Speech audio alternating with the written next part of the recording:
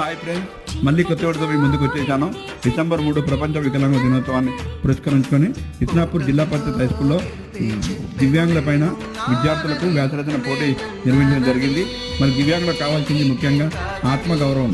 అందుకే మరి ఆత్మగౌరవం అనేది ఈ వికలాంగులకు ఇవ్వాలనే ఉద్దేశంతో మరి పిల్లలకు వ్యాసరచన పోటీలు నిర్వహించి గెలుపొందిన వారికి బహుమతులు, మరి అదేవిధంగా మరి దివ్యాంగులటువంటి వివిధ రంగాల్లో ముందుకెళ్తున్నటువంటి దివ్యాంగులను గుర్తించి సత్కరించడం జరిగింది.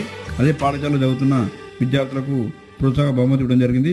మరి మా కోరికను మన్నించి ఇంత పెద్ద ఎత్తున సహకారం అందించిన ఇస్నాపూర్ తాజా మాజీ సర్పంచ్ శ్రీశైలం గారికి ధన్యవాదాలు. అదేవిధంగా ఉపాధ్యాయులు కూడా మాకు ఎంతో గౌరవంగా మమ్మల్ని మా యొక్క ఆలోచనని మేము ఇచ్చిన దాన్ని స్వీకరించి మాకు సహకరించారు.